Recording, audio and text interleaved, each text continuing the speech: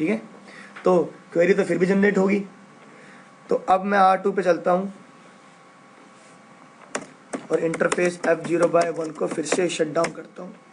मैंने फिर से शट डाउन किया, मेरी फिर से क्वेरी जनरेट हुई, फिर से एक्नॉलेजमेंट आया, फिर से रिप्लाई हुई, फिर से एक्नॉलेजमेंट आया। देखा है आपने, क्वेरी फिर जनरेट हुई है। सीक्वेंस नंबर 98 से सेम इंफॉर्मेशन है अनरीचेबल के लिए, राइट। R1 ने फिर से मेरे को एक्नॉलेजमेंट भेजा है कि मुझे तुम्हारा क्वेरी मिल गई है, सीक्वेंस नंबर 98 लगा के। फिर R1 ने मेरे को रिप्लाई भी भेजा है, और रिप्लाई में उसने क्या भेजा है, रिप्लाई में उसने बताया है कि मुझे भी नहीं पता, ये मेरे से भी अनरीचेबल है। ठीक है, तो रिप्लाई तो हमेशा आता है, अनरीचेबल हो चाहे ना हो, रीचेबल हो तो रीचेबल की आएगी, अनरीचेबल हो तो अनरीचेबल की आएगी, पर रिप्लाई आता ही आता है। और फिर उसके बाद R2 इसको क्या भेजेगा, एक्नॉलेजमेंट, कि तुम्हारा रिप्लाई मुझे रिसीव हो गया। इज इट क्लियर और नॉट? समझ में आ भी रही है चीजें तुम्हें? तो क्वेरी रिप्लाई का फंडा हुआ क्लियर। इस तरीके से तुम्हारा क्वेरी और रिप्लाई काम करता है। तो AIGRP में हेलो पता है आपको, हेलो नेबर डिस्कवरी के लिए, नेबरशिप के लिए काम आता है। अपडेट एडजेसेंसी के लिए काम आता है। एक्नॉलेजमेंट रिलायबल डिलीवरी के लिए काम आता है, ताकि मुझे एक्नॉलेज मिल सके, राइट। क्वेरी अगर if you don't have the information of backup path, तो क्वेरी आपका बैकअप पाथ नहीं है तो आपकी इंफॉर्मेशन लेके आएगा। अगर कोई और ऑल्टरनेट पाथ होगा तो, पाथ नहीं है तो फिर वो कुछ पूछना काम है उसका, ही विल आस्क कि if there any alternate path है कि नहीं है, और रिप्लाई आपका इंफॉर्मेशन देगा कि है या नहीं है। ये 5 मैसेज हुए आपके कंप्लीट, राइट।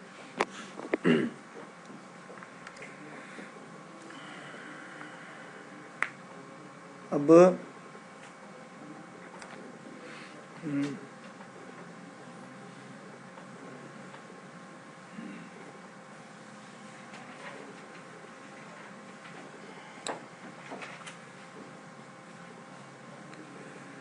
रिप्लाई, अब देखो हम क्या करते हैं। अगर आप पहले तो मैं इसको नॉर्मल कर देता हूँ, R2 के इंटरफेस को अप कर देता हूँ, R3 के इंटरफेस को भी अप कर देता हूँ, ताकि हमारी टोपोलॉजी नॉर्मल हो जाए, right.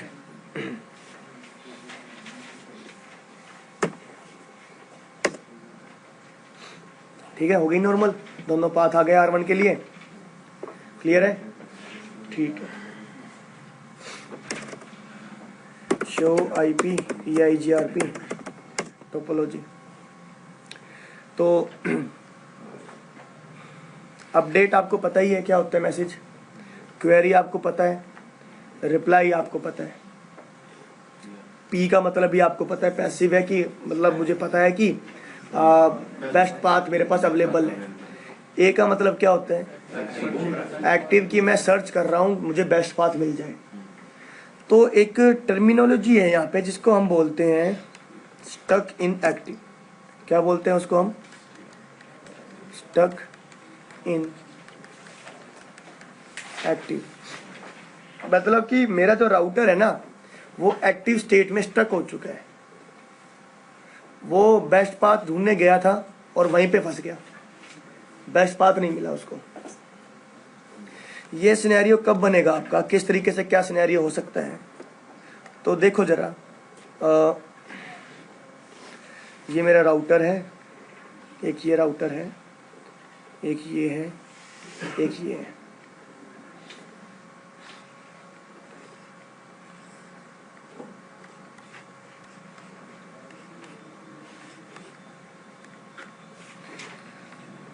R1, R2, R3, R4। Network A जो कि R1 को यहाँ से रीचेबल था, राइट। कोई डाउट? अब ये नेटवर्क हो गया मेरा डाउन, या मैं रीचेबल नहीं रहा इससे, जो सामने राउटर था वो डाउन हो चुका है, उसके थ्रू मैं रीचेबल नहीं हूँ। तो R1 के पास कोई बैकअप पाथ तो था नहीं, R1 ने क्या जनरेट की यहाँ से, एक क्वेरी जनरेट की। क्या जनरेट की भाई? एक क्वेरी गई कहाँ पे? R2 के पास। R2 ने क्या भेजा? एक एक्नॉलेजमेंट भेजा, राइट। अब R2 को भी नहीं पता उस पाथ के बारे में, बट R2 के दो नेबर तो हैं।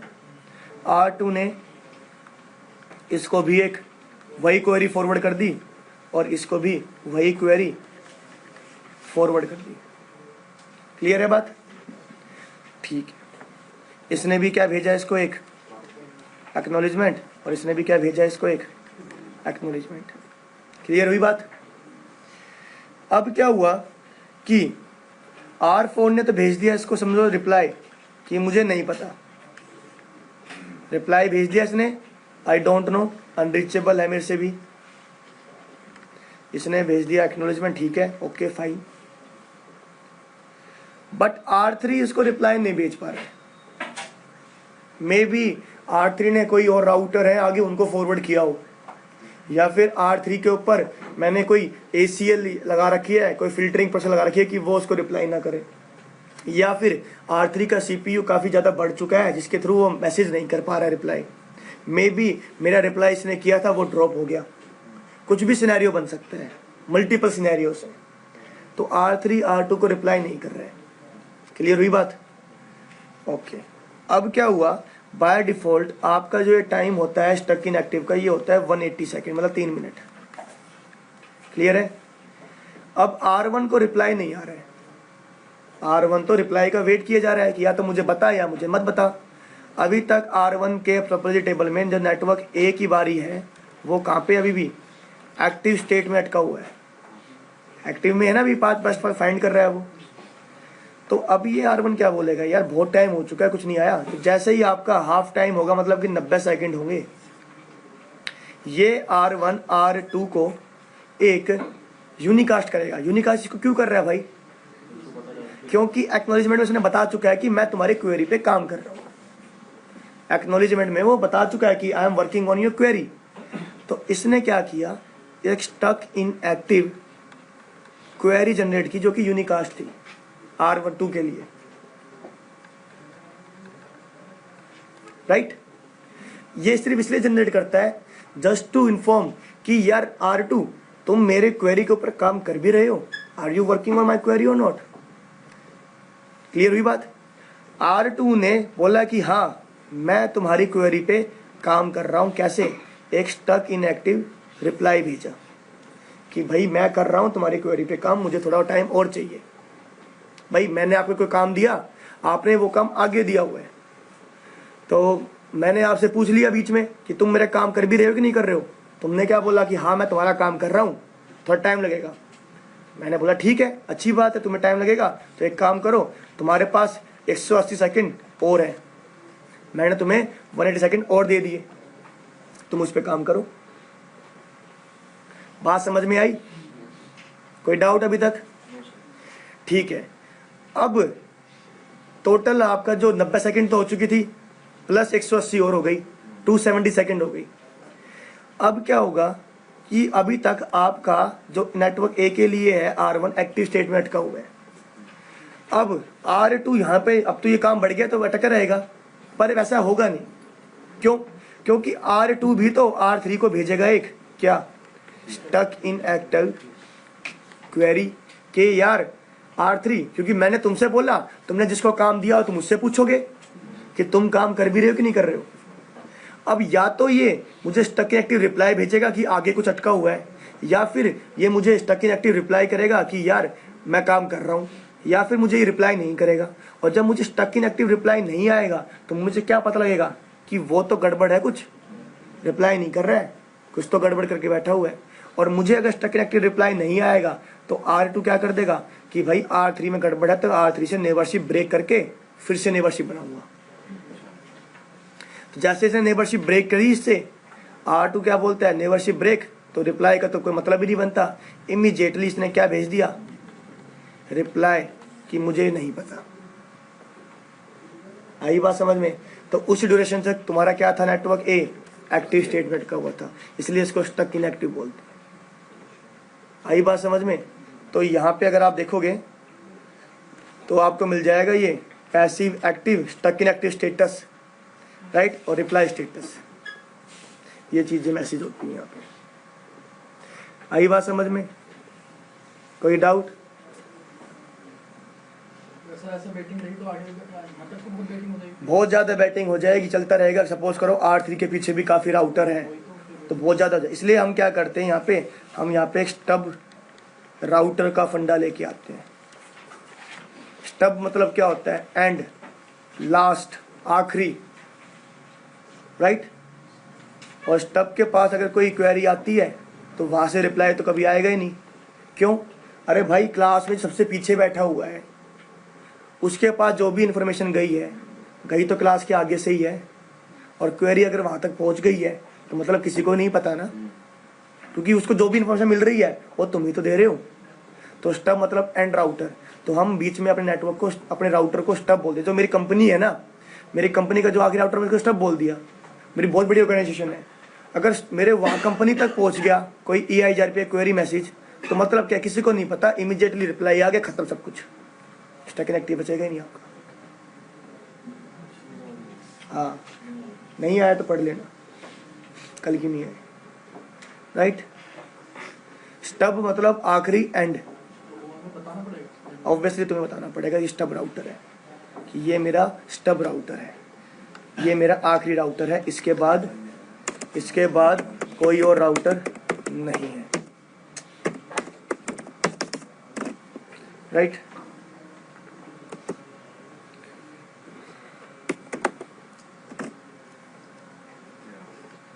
ठीक है, EIGRP स्टब। तो तुमने अगर ये कमांड दे दी तो ये तुम्हारा स्टब राउटर हो गया। ना तो ये कभी क्या नाम है क्वेरी जनरेट करेगा, और ना ही कभी ये किसी क्वेरी का रिप्लाई करेगा, राइट। हाँ, ठीक है भाई।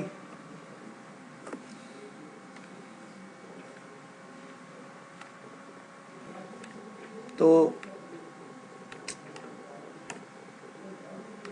स्टब मैनुअली करना पड़ेगा, ऐसी कमांड नहीं जब हम किसी भी राउटर को आइडेंटिफाई। भाई करना पड़ता है मैनुअली, ऐसी कोई कमांड नहीं है, ठीक है, मैनुअली करना पड़ेगा। तुम्हें क्या राउटर को, तुम यार मैंने ये बोल दिया थोड़ा सा रियल लाइफ से कर लो, तुम ये थोड़ी है कि जो सबसे आखिरी बंदा तुमने बैठा दिया वो अपने आप ही सोच लेगा कि मैं स्टब हूँ, ये थोड़ी चीज़ होती है हमेशा, ठीक है। इसमें भी अगर आप देखोगे तो आपको एक नेबर कमांड दिख रही है। अगर आप किसी नेबर को, स्पेसिफिक नेबर बनाना चाहते हो राउटर को, जैसे कि हमने रिप में पढ़ा था हब एंड स्पोक टोपोलॉजी के अंदर, तो वो भी है फीचर यहाँ पे। और इससे क्या होगा कि आप अपने नेबर को यूनिकास्ट हेलो भेजोगे, नेबर टू नेबर आपके हेलो जो होंगे वो यूनिकास्ट होंगे। यूनिकास्ट समझते हो ना, 1 to 1। ओके, पैसिव इंटरफेस का रोल पता है आपको, ठीक है। पैसिव रिसीव इंटरफेस को पैसिव कर दोगे तो वो ना तो EIGRP के मैसेज सेंड करेगा और ना ही EIGRP के मैसेज रिसीव करेगा। टाइमर्स होते हैं ये आपके राउटिंग के, ट्रैफिक शेयर वेरिएंस कराऊंगा भी मैं आपको। ऑटो समरी पता है आपको क्या होती है। डिस्टेंस आपको पता ही है, डिस्टेंस यहाँ पे 2 होते हैं, एक इंटरनल एक आउटर एक्सटर्नल। तो जब भी डिस्टेंस करोगे तो याद रखना कि जो पहले आता है आपका वो होता है इंटरनल, और जो दूसरा आता है वो होता है, अच्छा, एक किसी पर्टिकुलर राउट के लिए करना हो तो वो भी कर सकते हो आप, कि मैं चाहता हूँ कि ये पर्टिकुलर राउट आ रहा है उसके लिए हो जाए। नहीं तो डिस्टेंस EIGRP इंटरनल कर दो तो आपका इंटरनल के लिए मैंने 90 कर दिया और एक्सटर्नल के लिए मैंने 170 कर दिया, जो कि बाय डिफ़ॉल्ट होता है। आप चेंज कर लेना अपने अकॉर्डिंग जो चाहते हो आप, पर कमांड पता होनी चाहिए।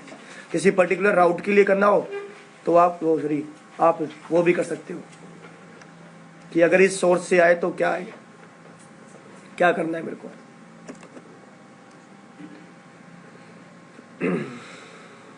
मैक्सिमम पाथ बाय डिफ़ॉल्ट 4 होते हैं,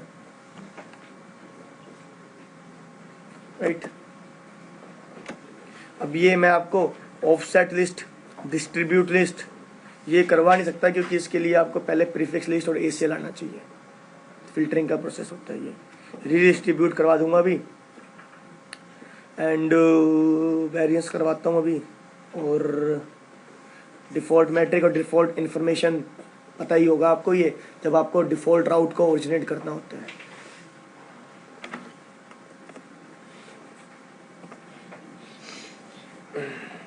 अब क्या करते हैं हम, शो IP, तो ये आपकी बाय डिफ़ॉल्ट के वैल्यूज होती है 10100, राइट। वेरिएंस बाय डिफ़ॉल्ट 1 होता है, और ये मैक्सिमम पाथ 4। ये सभी आपके में राउटिंग चल रही है। लास्ट अपडेट मेरे को जो मिली थी वो इतने टाइम पहले मिली थी इन राउट्स के बारे में।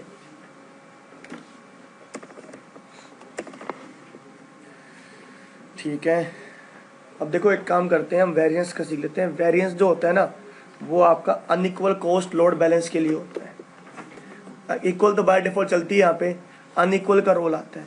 अनइक्वल का रोल मतलब ये हुआ कि सपोज करो यहाँ से मुझे 5 की इन्फॉर्मेशन आ रही है 100 के थ्रू, और यहाँ से मुझे 5 की इन्फॉर्मेशन आ रही है 150, तो ऑब्वियसली ये मेरा बेस्ट पाथ है, ये मेरा बैकअप पाथ बन जाएगा।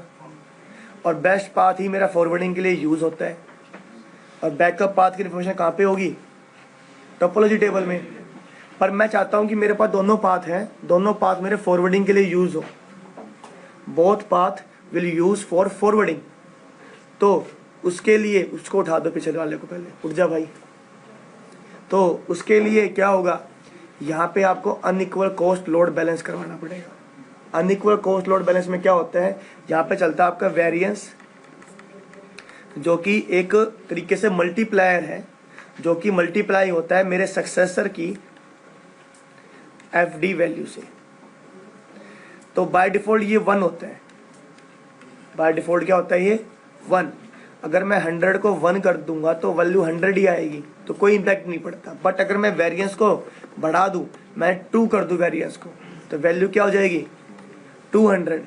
तो अब मेरे जितने भी बैकअप पाथ हैं जिनकी FD वैल्यू 200 से लेस है, 200 से लेस है, वो सभी क्या होंगे मेरे, अब सभी मेरे पाथ फॉरवर्डिंग के लिए, बेस्ट तो नहीं होगा अभी भी, और सभी मेरे पाथ फॉरवर्डिंग के काम आएंगे। और वो मुझे कैसे पता लगेगा, सभी मेरे राउटिंग टेबल में आ जाएंगे। सभी पाथ मेरे कहाँ पे आ जाएंगे, राउटिंग टेबल के अंदर। तो देखो अभी क्या करता हूँ मैं, यहाँ पे बैंडविड्थ को कम कर देता हूँ F0/1 पे R1 के ऊपर आके।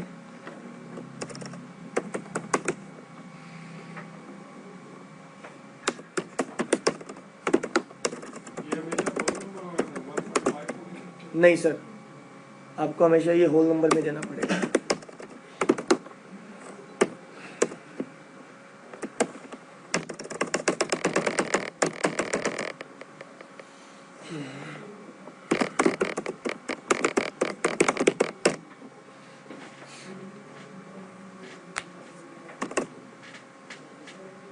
ठीक है, अगर आप देखोगे सिर्फ एक ही पाथ बचा हुआ है मेरे पास, जो कि बेस्ट पाथ है राउटिंग टेबल के अंदर। टोपोलॉजी में अगर आप देखोगे तो यहाँ पे मेरा बेस्ट और बैकअप दोनों अवेलेबल है। बट जो बेस्ट है उसकी मैट्रिक क्या है, कम है, जो बैकअप है उसकी मैट्रिक ज़्यादा है। बट अगर मैं चाहूँगी दोनों पाथ मेरे राउटिंग टेबल में आ जाए, तो उसके लिए मुझे क्या करना पड़ेगा, यहाँ पे unequal cost load balance, right. अगर आप देखोगे तो यहाँ पे मेरी बाय डिफ़ॉल्ट वेरिएंस की वैल्यू क्या है, 1 है यार, दिख तो रहा है सामने, 2 किसने बोला है, राइट। तो अब मैं वेरिएंस को इंक्रीज कर देता हूँ 2 में। वेरिएंस की वैल्यू आपकी 1 से 128 होती है। Metric variance multiplier, I told you multiplier होता है। तो वेरिएंस को मैंने 2 कर दिया, तो अब मेरे सक्सेसर की जो FD थी वो क्या होगी, डबल हो जाएगी। उससे जो छोटी वैल्यू होगी वो सभी मेरे बैकअप पाथ अब कहाँ पे आ जाएंगे, राउटिंग टेबल में। अगर राउटिंग टेबल में मेरा पाथ आ गया तो ऑब्वियसली वो कहाँ पे यूज होगा, फॉरवर्डिंग के लिए, राइट।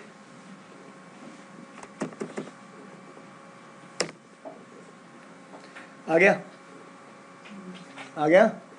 कैसे पता लगेगा आपको वेरिएंस चल रहा है आपका, when you will compare the FD value of both the route, both the path, you will find out कि दोनों एक अनइक्वल है। तो मतलब मेरा वेरिएंस चला हुआ है यहाँ पे। ठीक है भाई, कोई डाउट अभी तक? क्लियर हुई बात? सिर्फ EIGRP के अंदर ही आपका अनइक्वल कॉस्ट लोड बैलेंस होता है और कहीं पे नहीं होता। ठीक है, कंफर्म करना है कितना वेरिएंस चला हुआ है। अरे तो देख लेना, आईपी प्रोटोकॉल में दिख जाएगा वेरिएंस 2। वेरिएंस की वैल्यू कैसे निकालोगे? बड़ी सिंपल होती है। कितनी मुझे मल्टीप्लाई करना है, कुछ नहीं करना आपको, जो फिजिबल सक्सेसर है उसको डिवाइड कर दो सक्सेसर की वैल्यू से, एक वैल्यू निकल के आएगी, मल्टीप्लाई कर देना।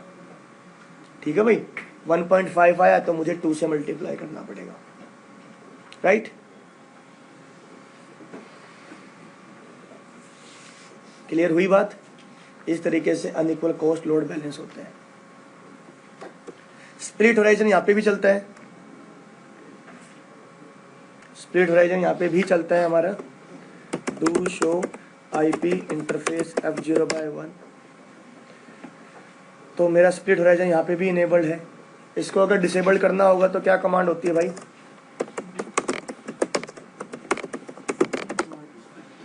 No IP split horizon. अगर एग्जाम में ये करके आए कमांड तो फेल हो जाओगे। ठीक है, क्योंकि ये कमांड किसकी होती है? रिप की होती है।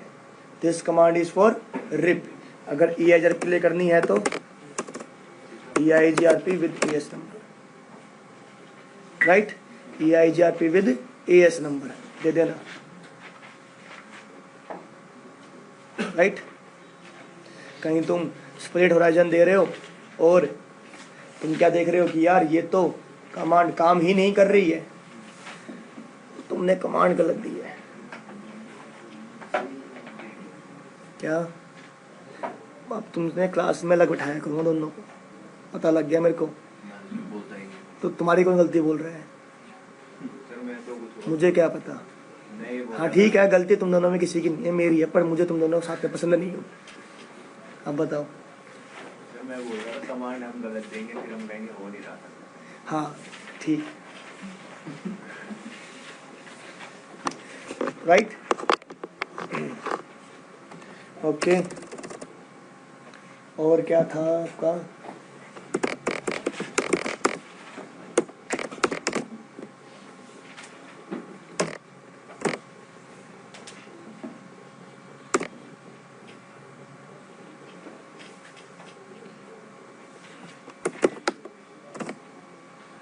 बैलेंस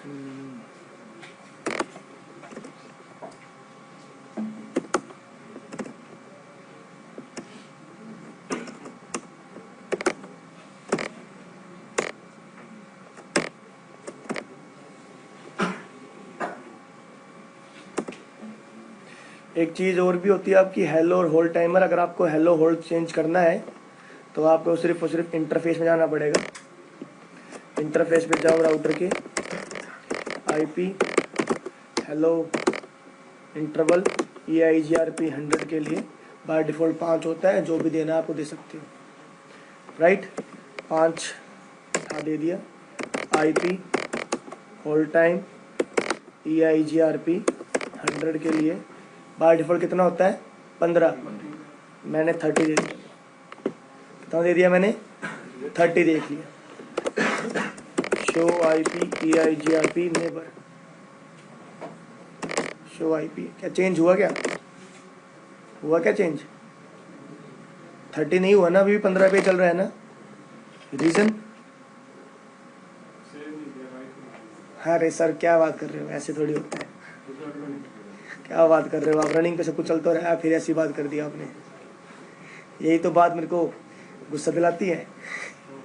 हाँ, ये बात ही बतानी पड़ेगी अब आपको, क्यों नहीं हुआ।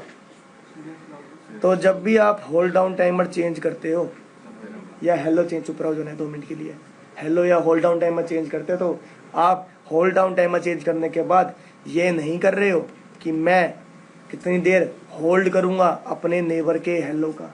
नहीं, आपने होल्ड डाउन टाइमर चेंज किया है अपने नेबर को बताने के लिए कि भाई तुम्हें कितनी देर मेरे हेलो का वेट करना है। तो जब मैंने यहाँ पे होल्ड डाउन टाइमर 30 किया तो मैंने R2 को बोला कि तुम्हें मेरे हेलो के लिए होल्ड करना है कितना, 30 सेकेंड।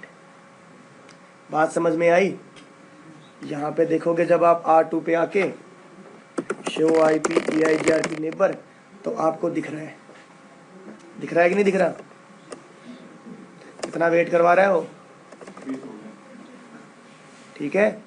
तो वो उसको 30 सेकंड के लिए बोला है। क्लियर हुई बात? तो होल्ड डाउन टाइमर आप चेंज कर रहे हो तो इसका मतलब ये नहीं है कि आप ये बता रहे हो कि मैं तुम्हारा कितना वेट करूंगा, नहीं। दूसरे राउटर को, अपने नेबर राउटर को यू आर इन्फॉर्म कर रहे हो कि भाई तुम्हें इतनी सेकंड मेरे हेलो का वेट करना है, होल्ड करना है तुम्हें। अगर आप यहाँ पे देखोगे R1 पे आके, या किसी पे भी देख लेना, इंटरफेस F0/0 पे जाता हूँ मैं, IP होल्ड टाइम EIGRP 100, देखो क्या लिखा हुआ है, second before neighbour is considered down. ये क्या बोल रहा है कि कितने सेकंड में वेट करूंगा मेरे नेबर के डाउन होने का, जो कि टोटली रॉन्ग है, राइट? टोटली रॉन्ग है। यहाँ पे पता नहीं किसने लिखा है, क्या लिखा है, क्या मतलब है, बट इसका मतलब कुछ और होता है। इसका मतलब क्या होता है? ये बोल रहा है कि भाई मैं नेबर का वेट करूंगा, नहीं, ये बता रहा है कि तुम्हें मेरा कितना वेट करना है, राइट? क्लियर हुई बात? याद रखना इस चीज को, ये एक एरर है EIGRP में, ठीक है?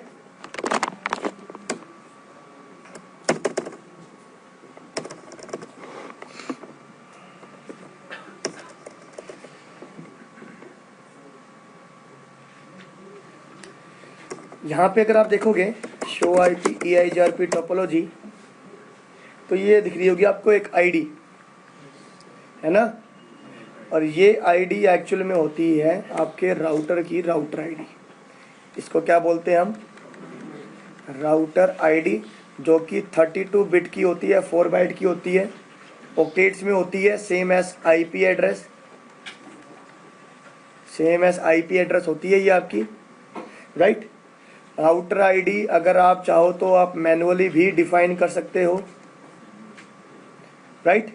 अगर आपने मैनुअली डिफाइन नहीं किया तो ये जो आपने लूप बैक बनाया हुआ है, लूप बैक को एड्रेस को ये राउटर आईडी मान लेता है। अगर लूप बैक भी नहीं बनाया हुआ आपने तो फिजिकल IP एड्रेस तो दिया होगा, फिजिकल IP एड्रेस के बिना थोड़ी बात बनती है, तो उसको वो राउटर आईडी मान लेता है। बट अगर मैंने एक से ज़्यादा लूप बैक बनाए हुए हैं या एक से ज़्यादा मैंने फिजिकल IP एड्रेस दिए हुए हैं, तो हाईएस्ट, राइट? तो ये हाईएस्ट लूप बैक एड्रेस को राउटर आईडी मानेगा या फिर हाईएस्ट फिजिकल। तो first priority will be given to manually नहीं है तो लूप बैक को मिलेगी प्रायोरिटी, लूप बैक भी नहीं है तो फिजिकल एड्रेस को मिलेगी, ठीक है भाई? अगर आपने मैनुअली दे दिया तो फिर लूप बैक को चेक नहीं करेगा, ये लूप बैक दे दिया आपने तो फिजिकल IP एड्रेस को चेक नहीं करेगा, और फिजिकल IP एड्रेस लास्ट। आई बात समझ में? तो मैंने R1 के ऊपर एक लूप बैक बनाया हुआ है 1.1.1 और 2 के ऊपर 2.2.2, तो 2 का जो है ये क्या बना हुआ है, मेरा राउटर आईडी बनी हुई है, राइट? अगर मैं राउटर आईडी मैनुअली देता हूं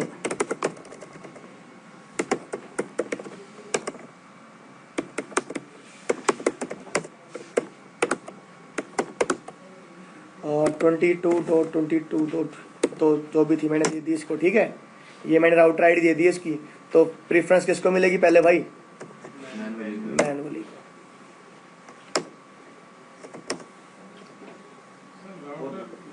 EGRP 10 कर दिया था। 10 किया है क्या मैंने? 10 कहाँ पे किया मैंने?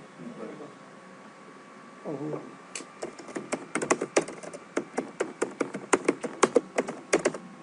ये एक कॉमन एरर होता है, इसको ध्यान देना, ठीक है?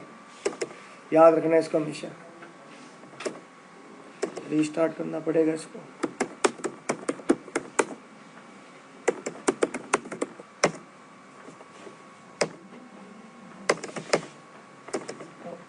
ऑलरेडी कॉन्फ़िगर,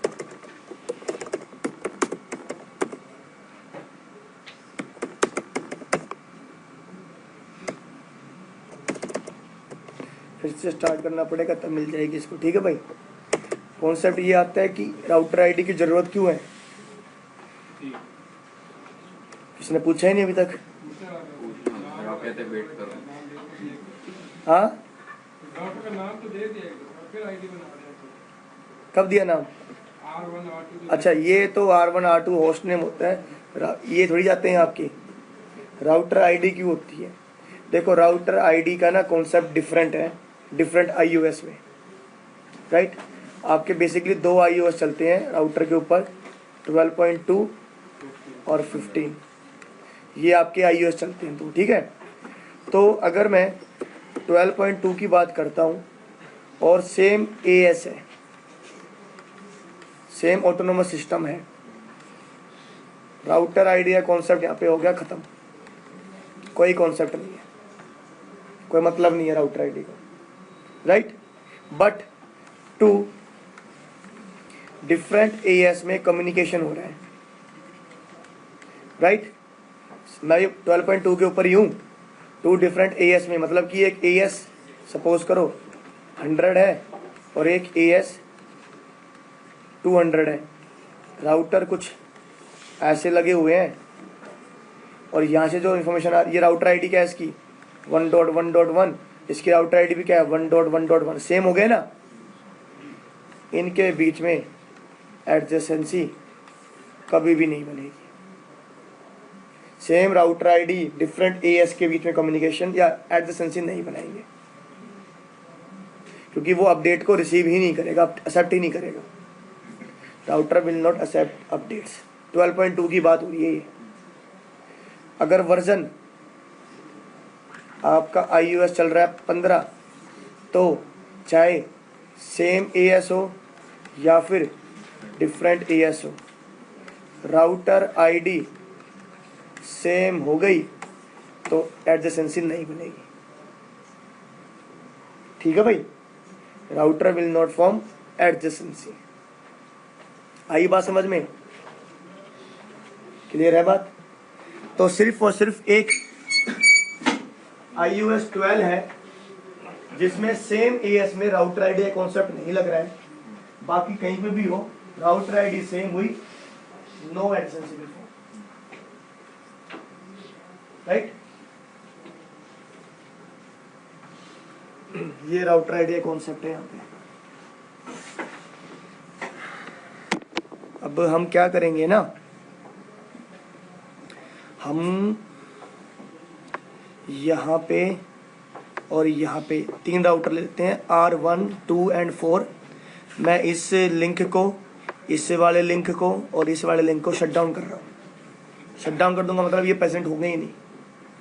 कैसे? R1 का F0/1 interface F0/1 shut down, R4 का F0/1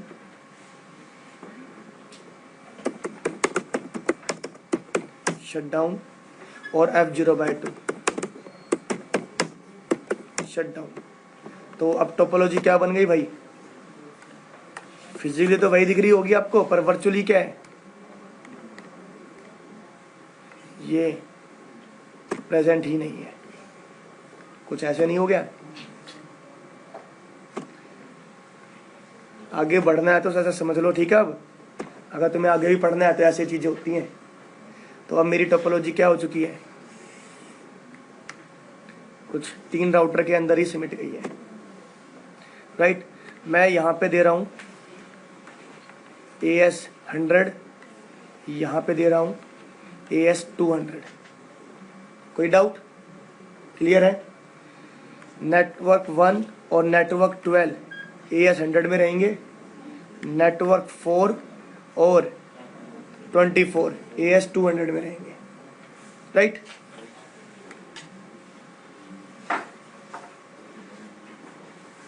आगे sir, good morning sir, below tender sir. ठीक है sir. Abdul yes sir. Akash Malvi, Anil Pandey, Abhinav, Arvind, Bhaskar, Danish, Deepak, Deepak Pratap, Hasibul, Jitendra, Manpreet, Monika, Nitish Kumar, Prateek Kaushik, present. Priyanka Garg, Rajat, Rohit Kaushal, S K. Diwan, Sachin, Sameer, Shadab, Sneha, Subhash, Shubham, Sukesh, Vini, Arun, Ravi, Pranav, Karan, Aman Sharma, Vishal Kashyap, Chandrabhan, Gurpreet.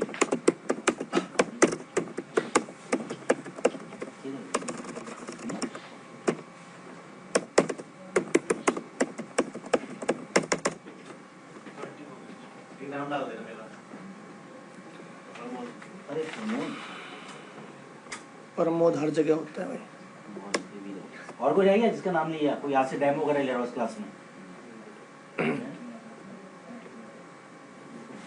Team में एल होता है।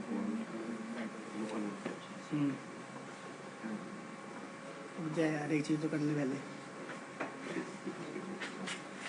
जो चीज करवा रहा हूँ उसमें इंटरेस्ट नहीं है।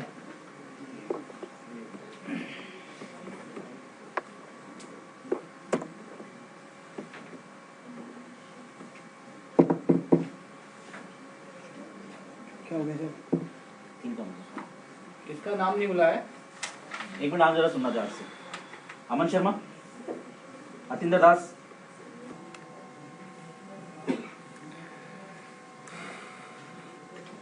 यहाँ पे देखो 3 राउटर है, 1, 2 एंड 3, और AS 100 200 है। 1 का नेटवर्क है यहाँ पे 4 का नेटवर्क है, राइट। अब मैं यहाँ पे राउटर आईडी है मेरी 1.1.1 मैंने की है, यहाँ पे मेरी राउटर आईडी है 1.1.1, राइट। दोनों जगह मैंने सेम राउटर आईडी कर दी, बट डिफरेंट AS चल रहे हैं मेरे। आप देख सकते हो यहाँ पे राउटर आईडी क्या है मेरी, 1.1.1। ये मैंने राउटर आईडी यहाँ पे चेंज की थी, क्लियर है। अब मैं दोनों डिफरेंट AS का कम्युनिकेशन करवाना चाहता हूँ, तो मुझे यहाँ पे रीडिस्ट्रीब्यूशन करनी पड़ेगी। ऑब्वियस बात है, मैं रीडिस्ट्रीब्यूशन R2 पे करूँगा। Reason is simple that R2 is the only router where both AS are running. R1 पे नहीं कर सकता, R4 पे नहीं कर सकता, क्योंकि R1 को 200 के बारे में नहीं पता, R4 को 100 के बारे में नहीं पता। एक R2 ही है जिसको 100 के बारे में भी पता है, 200 के बारे में पता है।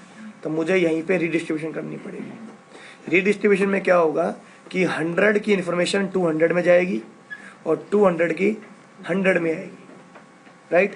तो R2 पे आते हैं हम।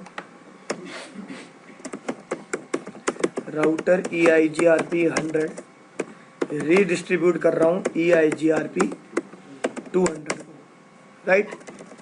फिर मैंने राउटर EIGRP 200 में गया और रीडिस्ट्रीब्यूट कर दिया EIGRP 100 को। क्लियर हुई बात। इस छोटी सी कमांड से हमने दो डिफरेंट AS का कम्युनिकेशन करवा दिया है। ओके, अब यहाँ पे आता हूँ, डू शो IP राउट, और 4 की इंफॉर्मेशन आ गई है जो कि नहीं आनी थी। डू शो वर्जन 12.4 चल रहा है। Do show IP EIGRP topology 1.1.1।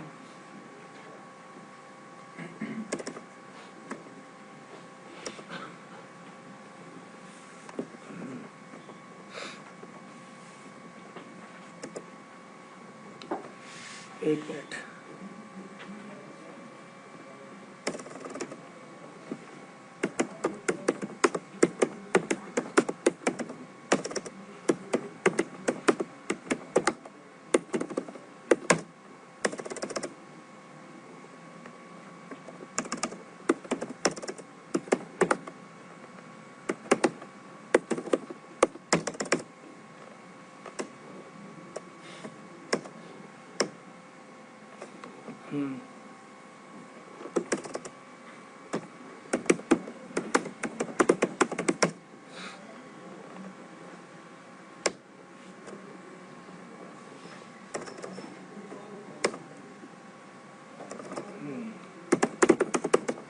Do show IP राउट। तो भाई मेरे पास क्या इन्फॉर्मेशन आई 4 की। देखो बेसिकली पहले तो एक्चुअली क्या दिमाग से निकल गई बात, ये तो आपको पता ही होगा कि R4 की थोड़ी इन्फॉर्मेशन जाएगी R1 के पास। R4 तो R2 को देगा और 2 R1 को देगा। तो अब क्या था, जब मेरा सेम AS था तो दोनों के बीच में कोई इशू नहीं था। जब तो मैंने राउट ID 2.2 की हुई थी, इसकी 1.1 थी। जैसे मैंने इसकी राउट ID चेंज की 1.1.1, अब जो एक्सटर्नल राउट है उस एक्सटर्नल राउट में अगर आप देखोगे तो यू विल फाइंड कि एक्सटर्नल राउट में राउटर ID लग के जाती है।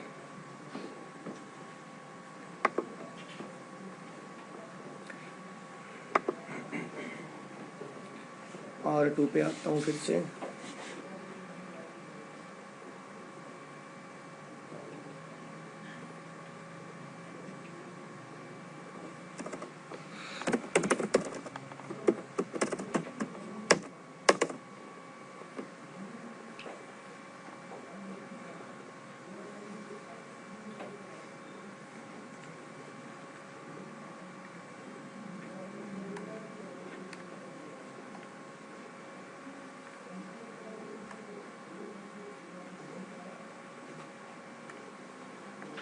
ठीक है भाई, जा रही है लग के एक्सटर्नल राउट के अंदर राउटर ID।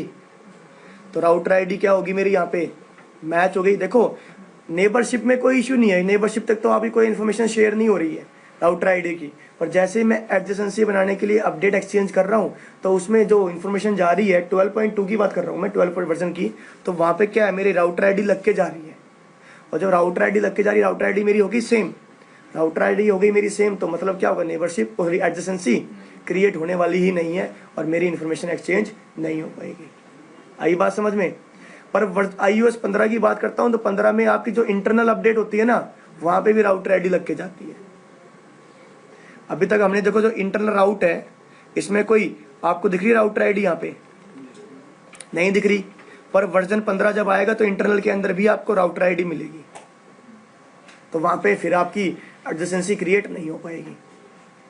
तो समझ में आया 12 iOS का और 15 iOS का डिफरेंस राउटर ID के केस में, राइट। ये सिर्फ राउटर ID का खेल है कि मेरी एडजेसेंसी नहीं बन पाती। कई बार आप लोग नोटिस करोगे कि यार मैं सब कुछ ठीक कर रहा हूँ, नेबरशिप कंडीशन मेरी फुलफिल हो रही है, बट राउटर जो है वो अपडेट एक्सचेंज नहीं कर पा रहे हैं। तो उसके लिए आपको पहले तो वर्जन चेक करना पड़ेगा, वर्जन कौन सा चल रहा है मेरा। अगर वर्जन 15 चल रहा है तो फिर आपको राउटर ID चेक करना कि यार सेम इंटरनल में सेम राउटर ID हो चुकी है। आई बात समझ में। या फिर आप देख रहे हो कि यार मेरे पास इंटरनल अपडेट तो आ रही है पर एक्सटर्नल नहीं आ पा रही है और वर्जन चल रहा है 12, तो फिर राउटर ID का फंडा आएगा। सर इसका दिखाना बटन कहाँ था?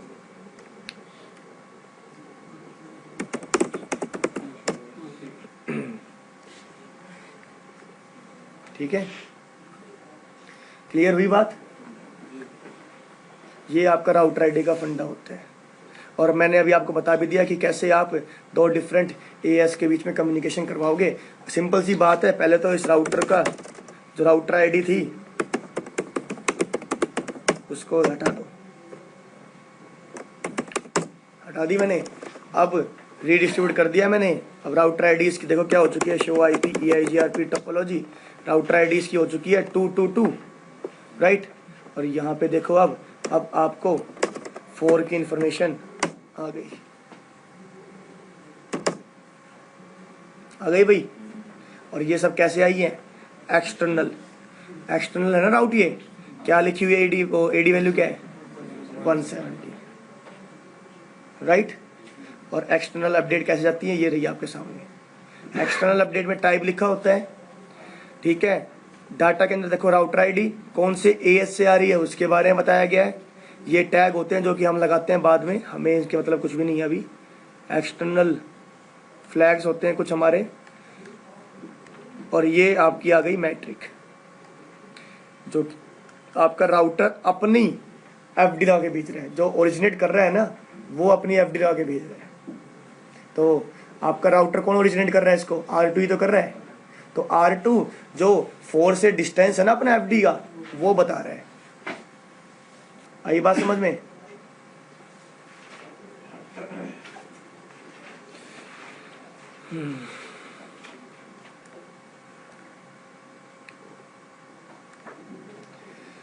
ओके, अगर आप R1 पे आते हो,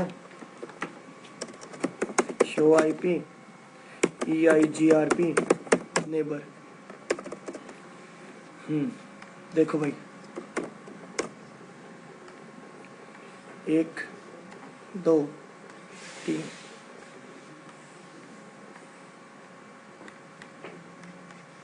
R1 R2 R3। R1 ने कोई इन्फॉर्मेशन थी, कोई अपडेट थी, जनरेट कर दी अपने मल्टीकास्ट एड्रेस पे। ऑब्वियसली वो R2 पे भी गई है और R3 पे भी गई है, राइट। अब R2 को जब मिलेगी तो R2 क्या भेजेगा, उसका एक्नॉलेजमेंट। R3 भी क्या भेजेगा, एक्नॉलेजमेंट। बट R3 ने एक्नॉलेजमेंट नहीं भेजा अभी तक, R3 ने एक्नॉलेजमेंट नहीं भेजा। तो अब R1 जो है एक्नॉलेजमेंट का वेट करेगा, भाई करना पड़ेगा उसको, और कितनी देर वेट करेगा ये भी तो डिफाइन होना चाहिए। तो अब ऐसा थोड़ी है कि मैंने सपोज करो एक बंदे को C5 में भेजा, तो C5 से C4 में वापस आने के लिए कम टाइम लगेगा as compare to ground floor पे जाने में और ऊपर आने में। तो सभी के लिए टाइम डिफरेंट होगा। ये थोड़ी है कि अगर मैं किसी ग्राउंड फ्लोर पे भेज रहा हूँ तो मैं उसके लिए 2 सेकंड रखूंगा। टाइम करता है ना, टाइम मुझे कैलकुलेट करना पड़ेगा। तो वापस नीचे जाने में और नीचे से ऊपर आने में एक टाइम लगता है, और उस टाइम को क्या बोलते हैं हम, SRTT, smooth round trip timer. मैंने कोई इंफॉर्मेशन भेजी और उसका रिप्लाई आएगा मुझे, तो 2 राउंड लग गया ना, पूरा जाना और वापस आना एक राउंड नहीं होता। तो राउंड किसका, ट्रिप का। तो SRTT जो स्मूथ राउंड ट्रिप टाइमर, जो कि आपका EIGRP अपने आप कैलकुलेट करता है। इसका सिस्को प्रोप्राइटरी फॉर्मूला है जो सिस्को ने कभी भी बाहर नहीं निकाला, रिलीज नहीं किया। नहीं सर, ये एक का फॉर्मूला होता है, ये मैं बता तो रहा हूँ आपको, सिस्को ने कभी भी रिलीज नहीं किया, राइट। तो ये स्मूथ राउंड ट्रिप टाइमर होता है आपका यहाँ पे। तो 12.2 पे कोई मेरी इन्फॉर्मेशन जाएगी, वहाँ से मुझे जो रिप्लाई आएगा उसके लिए मुझे 243 मिलीसेकंड तक वेट करना होगा। नहीं कर रहा ना, किया होता तो मैं आपको पक्का बताता। 243 बाय डिफॉल्ट भैया कैलकुलेट करता है, फॉर्मूला होता है ना, तो फॉर्मूले में जरूरी थोड़ी 243 आएगी। अब अगर आप देखोगे तो R4 का वैल्यू कुछ और आ रखी होगी, इसकी 191 आई हुई है। तो मैंने बताया कि हर चीज़ के लिए डिफरेंट होती है। अब मेरे को यहाँ से अगर C3 में जाना होगा तो मेरा टाइम कम लगेगा वापस आने के लिए as compare to ground floor पे।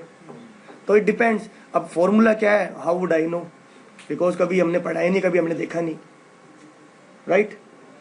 तो अब ये मैंने R3 के लिए वेट किया, एक्नॉलेजमेंट नहीं आया, तो अब मुझे मूव ऑन करना पड़ेगा इसके पास, वो भी कैसे, यूनिकास्ट। अब मुझे जो यूनिकास्ट भेजना पड़ेगा ना, क्योंकि मैं अपनी तरफ से एफर्ट तो पूरा करूंगा। मैंने 1 यूनिकास्ट भेजा, 2 यूनिकास्ट भेजा, 3 भेजा, 4 भेजा यूनिकास्ट, पर एक यूनिकास्ट और दूसरे यूनिकास्ट के बीच में कुछ तो टाइम इंटरवल रखूंगा, है ना। और उस टाइम इंटरवल को क्या बोलते हैं, RTO, री ट्रांसमिशन टाइम आउट।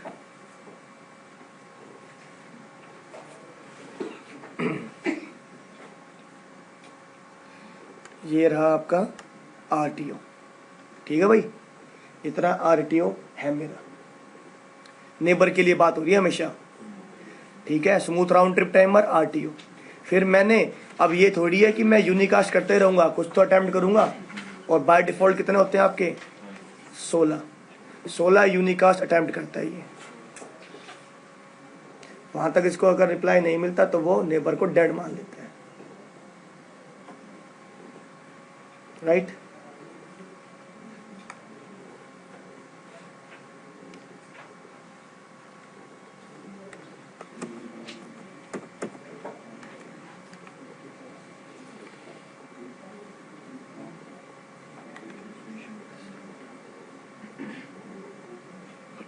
फिर आपका क्यू काउंट होता है, जिस पैकेट्स का आपको रिप्लाई नहीं मिला है, जिसका आपने क्यू लगा रखा है कि मुझे एक्नॉलेजमेंट का वेट करना है, वो सब काम मिलेंगे आपको क्यू काउंट के अंदर कि भैया मैंने ये पैकेट भेजा था, इसका मुझे एक्नॉलेजमेंट नहीं मिला, राइट। तो ये देखो, if router does not get a reply from neighbor via multicast, EIGRP will then try using unicast to resend the same data. If there is no reply from a neighbor after 16 unicast attempt, neighbor will then be declared dead. ठीक है, clear है। और retransmission time out, retransmit, हाँ okay. क्यों? जिसका मैं wait कर रहा हूँ, मुझे अभी तक क्यू में लगाया हुआ है, लाइन में लगा हुआ है, इनका मुझे रिप्लाई नहीं मिला है। एंड सीक्वेंस नंबर बताओ भाई, सीक्वेंस नंबर जो लास्ट अपडेट मुझे रिसीव हुई है मेरे नेबर से, और ये मैंने आपको फर्स्ट डे बताई थी, याद है मुझे, ठीक है।